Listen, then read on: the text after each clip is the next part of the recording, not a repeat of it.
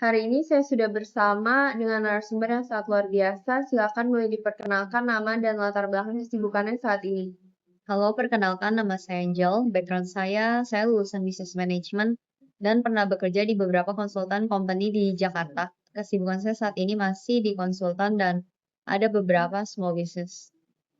Baik, terima kasih Cik Angel. Sebelum kita masuk ke sesi diskusi, untuk memenuhi etika wawancara, apakah Anda memberikan persetujuan penuh secara sadar untuk diwawancarai, direkam, dan nanti video ini akan diupload ke YouTube?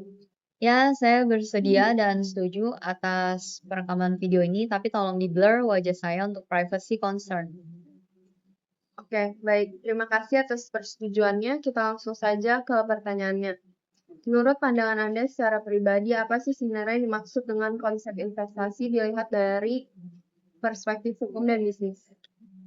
Oke, kalau pemahaman saya sendiri, investment itu seperti sebagian penghasilan kita ditempatkan pada suatu aset dengan harapan nilai aset tersebut bisa berkembang dan memberikan keuntungan finansial di masa depan. Kalau dalam perspektif hukum dan bisnis, investasi adalah bentuk penanaman modal untuk memperoleh keuntungan ekonomi dengan tetap memperhatikan aspek resiko, kepastian hukum, dan perlindungan terhadap hak-hak investor. Wah, pemahaman yang sangat tepat ya. Lalu, apakah Anda saat ini sudah atau pernah melakukan investasi? Jika iya, sejak kapan Anda memulainya dan apa tujuan Anda menempatkan dana tersebut? Oke, saya sudah mulai aktif berinvestasi sekitar 8 tahun terakhir.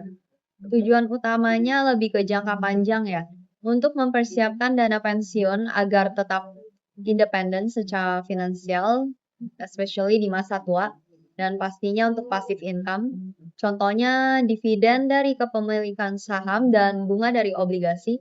Yang paling penting untuk melindungi nilai uang saya ya, agar tidak tergerus inflasi. Kayak langkah preventif yang sangat bagus ya untuk masa depan. Kalau boleh tahu jenis instrumen investasi apa saja yang Anda pilih saat ini? Dan boleh tolong diceritakan sedikit apa saja kelebihan dan kekurangan yang Anda rasakan langsung dari instrumen tersebut. Baik, saat ini saya membagi portofolio saya ke dalam beberapa jenis. Pertama, saya investasi fisik seperti emas batangan atau logam mulia. Kelebihannya tentu aman. Fisiknya juga bisa kita pegang sendiri. Nilainya cukup stabil menurut saya dan tahan inflasi ya. Resiko juga lebih minim sebetulnya, tapi memang ada kekurangan tidak bisa langsung untung dalam jangka pendek dan butuh tempat penyimpanan yang aman. Kedua, saya juga mencoba investasi digital seperti reksadana pasar, uang, dan saham. Saham juga cukup oke sebetulnya untuk jangka panjang. Kelebihannya pasti lebih praktis, bisa dipantau lewat aplikasi dan modal awal cukup kecil. Tapi memang ada kekurangannya juga, yaitu beresiko lebih tinggi ya, karena nilainya sangat fluktuatif di pasar. Jadi tentu ada potensi capital loss menurut saya. Oke, baik. Selanjutnya, bagaimana pendapat Anda mengenai kemudahan investasi melalui platform digital saat ini? Apakah menurut Anda sudah aman? Memang lagi tren ya saat ini akses investasi itu tuh jadi lebih mudah. Sekarang siapa saja bisa berinvestasi dari handphone, tidak perlu repot ke bank seperti dahulu. Tapi sisi keamanannya tergantung investornya sendiri, which is harus bijak. Jangan coba-coba invest di aplikasi yang tidak jelas.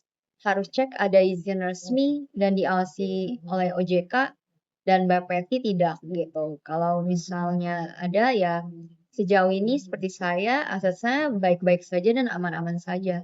Yang paling penting memang jangan membeli sesuatu aset hanya karena sedang tren di sosial media. Saran saya harus melakukan analisis fundamental ya, dan jangan sekedar ikut-ikutan. Oke, sebagai pengusaha, menurut Anda apa indikator utama yang membuat sebuah peluang usaha layak untuk diberi modal? Menurut saya pribadi, indikator utama bukan cuma ide yang keren, tapi validasi pasar yang terukur. Contoh, apakah produk tersebut menyelesaikan masalah nyata yang membuat orang rela mengeluarkan uang? Seberapa besar potensi pasarnya? Bisnis yang layak diberikan modal itu harus memiliki market yang luas, menurut saya. Selain itu, idenya sudah bagus misalnya, tapi tanpa tim yang punya integritas dan kemampuan eksekusi yang baik, itu akan menentukan kesiapan untuk beradaptasi dan akan sulit berkembang dalam jangka panjang. terutama di pasar yang dinamis. Kalau misalnya kurang oke gitu game-nya. Oke, pertanyaan selanjutnya, dalam pengalaman Anda, faktor apa yang paling sering membuat orang ragu atau takut berinvestasi di Indonesia? Untuk hal tersebut, faktor utama biasanya ketidakpastian. Jadi investor bisa mengelola resiko bisnis seperti persaingan atau naik turunnya permintaan, tapi mereka sangat menghindari ketidakpastian regulasi. Seringkali terjadi perubahan kebijakan yang mendadak misalnya. Aturannya tidak sinkron di pusat dan daerah atau prosedurnya tidak transparan di lapangan. Jadi ada rasa takut akan biaya-biaya tersembunyi atau perubahan aturan di tengah jalan itu sering membuat para calon investor itu takut. Berbicara mengenai kepastian hukum, bagaimana Anda menilai peran kepastian hukum dalam mendukung stabilitas bisnis yang Anda jalankan? Menurut saya, kepastian hukum itu ibarat fondasi ya bagi sebuah gedung. Jadi kalau fondasinya tidak stabil ya tidak peduli seberapa inovatif model bisnisnya akan tetap beresiko untuk runtuh. Jika hukumnya jelas, kontrak dijalankan secara adil, dan sengketa bisa diselesaikan dengan transparan, ya kita sebagai pebisnis bisa membuat perencanaan jangka panjang dengan tenang. Tanpa itu bisnis cenderung hanya berorientasi jangka pendek karena takut terkena masalah hukum pastinya. Atau ada perubahan aturan yang merugikan kami sebagai pebisnis. Oke, terkait isu saat ini, sekarang rupiah sudah hampir tembus 18.000. Apa pendapat Anda terkait hal tersebut? Terkait melemahnya rupiah, banyak investor itu memang especially yang asing ya, itu tidak mau berinvestasi di Indonesia karena kita tahu kondisi ekonomi Indonesia saat ini seperti apa.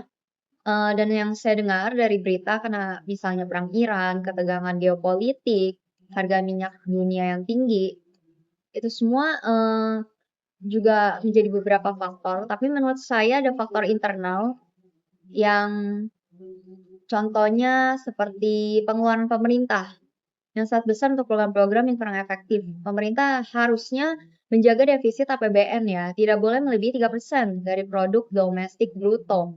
Anggaran yang tidak efektif bisa seperti MBG, koperasi desa, dan lain-lain, menurut saya seharusnya bisa dipangkas dan digunakan untuk membiayai program prioritas nasional lainnya, supaya lebih memajukan ekonomi negara. Oke, sebagai pertanyaan terakhir, apa saran terbaik yang bisa Anda berikan untuk generasi muda atau pelaku usaha baru agar tetap aman dalam berinvestasi dan berbisnis? Oke, saran saya pastinya jangan pernah tergiur janji return tinggi ya secara instan. Itu biasanya tanda bahaya yang sangat besar. Kedua, biasakan diri kita melakukan due diligence atau riset mandiri. Jangan malas baca kontrak, pelajari izin usahanya, dan cek apakah platform tersebut sudah diawasi oleh OJK dan Bapeti. Terakhir, harus diterapkan diversifikasi. Jangan taruh semua aset dalam satu instrumen, apalagi kalau Anda belum sepenuhnya memahami resiko dari instrumen tersebut. Terakhir, yang paling penting kalau mau berbisnis tentu never ever give up. Harus tahan banting kalau mau bisnis kamu long lasting. Baik, tidak terasa kita sudah berada di ujung sesi wawancara. Saya mengucapkan terima kasih yang sebesar-besarnya pada C. Angel atas waktu dan sharing pengalaman yang sangat informatif. Oke, sama-sama Evelyn, sukses terus untuk perkuliahannya ya. Luar biasa sekali pemaparan edukasi dari C. Angel. Dari wawancara tadi ada beberapa hal yang dapat saya simpulkan mengenai investasi dari sisi hukum, bisnis, dan situasi ekonomi kita saat ini. Investasi menurut beliau adalah bentuk penanaman modal jangka panjang demi melindungi nilai aset dari inflasi dan mempersiapkan kemandirian finansial di masa tua. Portofolio yang ideal menurut beliau sebaiknya investasi fisik yang stabil seperti emas, lalu ditambah dengan investasi digital seperti saham dan reksadana. Platform digital memang mempermudah akses investasi, namun keamanan utama tetap berada di tangan investor. Jadi investor wajib memastikan legalitas platform digital yang digunakan, apakah sudah terdaftar oleh OJK. Selain itu, selalu lakukan analisis fundamental, bukan hanya ikutan tren sosial media. Lalu perhatikan ciri-ciri investasi ilegal, yaitu keuntungan tidak wajar dalam waktu singkat, tanpa resiko dan legalitasnya tidak jelas. Menurut beliau, nilai tukar rupiah yang tembus hampir 18.000. Situasi ini dipengaruhi oleh faktor eksternal seperti ketegangan geopolitik dan tingginya harga minyak dunia, membuat investor asing tidak nyaman berinvestasi di Indonesia. Selain itu, terdapat faktor internal juga berupa pengeluaran pemerintah yang sangat besar. Efisiensi fiskal perlu dilakukan, contohnya memangkas anggaran program yang tidak efektif seperti makan bergizi gratis dan koperasi desa.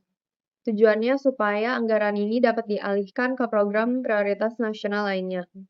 Sebagai penutup, Cienjo juga mengingatkan kita semua untuk menjauhi investasi dengan return tinggi secara instan, lalu harus rajin melakukan due diligence atau riset mandiri, menerapkan diversifikasi aset, serta harus memiliki mental yang kuat dan pantang menyerah dalam berbisnis. Yang terakhir, jangan mudah terpengaruh oleh tren sosial media agar mampu mengambil keputusan berinvestasi dan berbisnis secara rasional.